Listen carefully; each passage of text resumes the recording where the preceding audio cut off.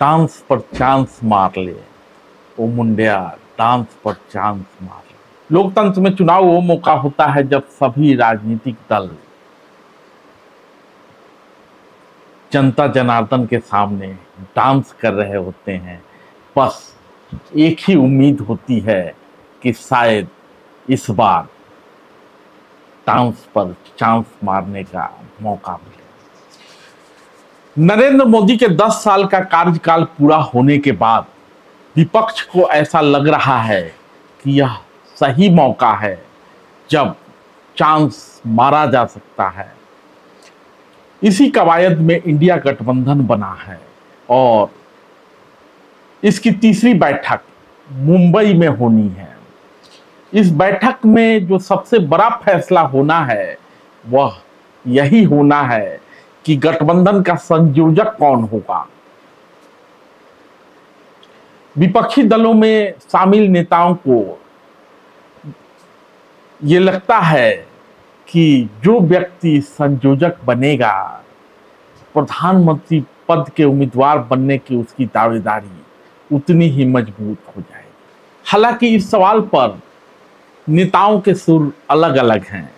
लालू ने कहा है इंडिया के कई संयोजक हो सकते हैं, कई क्षेत्रों को मिला के एक संयोजक। लोग कोई भी हो सकते हैं, वहाँ सब लोग बैठ के हम लोग करें जो भी होगा राय। कन्वेनर का मतलब सबका मन सहमति से ही कुछ भी होगा, उससे इसमें कोई झंझट फटफट नहीं है। कुछ हम लोग बैठ के तय करेंगे। वहीं इस पूरे गठबंधन के सूत्रधार रहे चच्चा नीतीश कुमार ने लालू की राय को नकार दिया है और कहा है कि मुंबई जा रहे हैं, इंडिया गठबंधन की बैठक होगी और वहीं आगे की बातचीत चर्चा है कि आपको पूरे नहीं, हमको कुछ नहीं बनना है। हम तो आपको बराबर कह रहे हैं, वो दूसरे लोगों को बनाया जाएगा, हमारी कोई इच्छा नहीं। हम तो सबको एकजुट करना चाहते हैं और सब मिल करके करें। हमको कुछ व्यक्तिगत नहीं चाहिए, हम तो सबके हित में चाहते हैं। इसलिए ये कभी मत सोचिए कि हम लोग कुछ चाहते हैं, वो सब बात नहीं। हम लोग तो सबको एकजुट कर रहे हैं। तो अभी तो संयोजक पद पर ही लड़ाई है। उधर प्रधानमंत्री पद के भी कई दावेदार सामने आए हैं, यानी एक अनार 100 बीमार। सबको अपने अपने नेता को प्रधानमंत्री बनाना है। आगामी 31 अगस्त और 1 सितंबर को मुंबई में होने वाली बैठक से पहले इंडिया गठबंधन में घमासान दिखाई देने लगा है और भाजपा की वह बात सच होने लगी है कि दूल्हा कौन होगा। ये कुर्सी कुमार वो कुर्सी लेकर के चले जाए बंगलोर और वहां से फूफा जी आ गए वापस, मंडप जल गया, दूल्हा का कोई ठिकाना नहीं। और अभी जाएंगे बम्बई दूल्हा बनने के लिए, आएंगे वहां से मुंह टेढ़ा करके, मुंह लटका करके यहाँ दिखाई पड़ेंगे। बिहार की ये गूंगी बहरी सरकार युवाओं को हथियार, फिर से हथियार देने के लिए विवश किया है। जो कलम से लिखते थे अब वो लाठी पकड़ने के लिए तैयार हो गए हैं। ये लाठी और तंत्र की सरकार है। कांग्रेस पार्टी राहुल गांधी को प्रधानमंत्री बनाना चाहती है, वहीं जदयू नीतीश कुमार को, तो समाजवादी भी अखिलेश यादव के पक्ष में राग अलापने लगे हैं।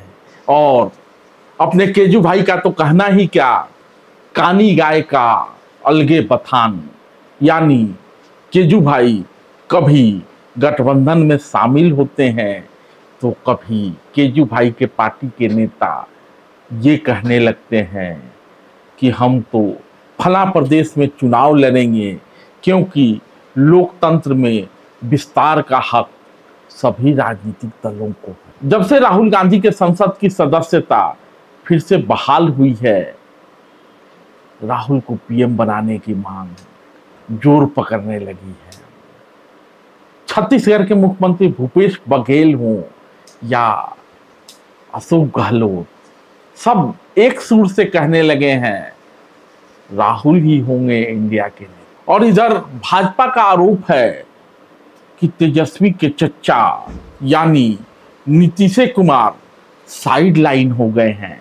हमेशा की तरह नीतीश के करीबी रहे भाजपाई सुशील मोदी ने कहा है कि नीतीश कुमार का सपना चकनाचूर हो गया, राहुल गांधी उम्मीदवार होंगे, यह तो अब एक प्रकार से तय हो गया है। देखिए, अब तो नीतीश जी का सपना चकनाचूर हो गया। अब तो राहुल गांधी उम्मीदवार होंगे, ये एक प्रकार से तय हो चुका है।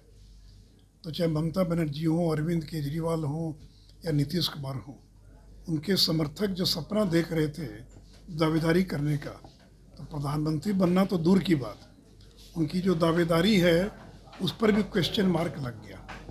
और अभी देश की एक बड़ी पत्रिका ने सर्वेक्षण किया है, उस सर्वेक्षण में ममता बनर्जी हैं रेस में, अरविंद केजरीवाल हैं, लेकिन नीतीश कुमार तो कहीं दूर दूर तक ठिकाना नहीं है। तो सपना देखने में क्या लगता है? और जिसके केवल 44 MLA हों, कोई पार्टी, कोई गठबंधन क्यों उनको अपना नेता स्वीकार करेगा? इसलिए भले ही श्रवण कुमार कुछ भी कहते रहें, लेकिन नीतीश कुमार तो दूर दूर तक उस रेस में नहीं है, वो रेस से बहुत पहले ही बाहर हो चुके हैं। मतलब जो भाजपा 10 साल तक प्रोजेक्ट पप्पू चला रही है, वही भाजपा अब इस कवायद में लगी हुई है कि मोदी के बरक्स पप्पू को खड़ा किया जाए। भाजपा को ये लगता है कि उसका प्रोजेक्ट पप्पू जैसे अब तक कामयाब होता रहा है, आगे भी कामयाब होगा। लेकिन कांग्रेस को ये लगता है कि पप्पू फॉर पीएम प्रोजेक्ट को आगे बढ़ाया जा सकता है। किसका सपना पूरा होगा, किसका सपना चकनाचूर होगा, इसका जवाब तो भविष्य के गर्त में है।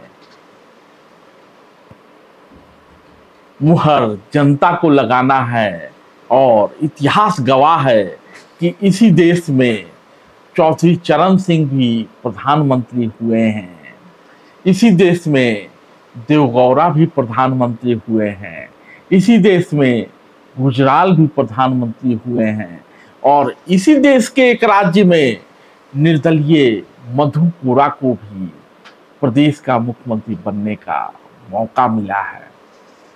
लेकिन इस पड़ाव पर 2 बयान याद दिलाना जरूरी है।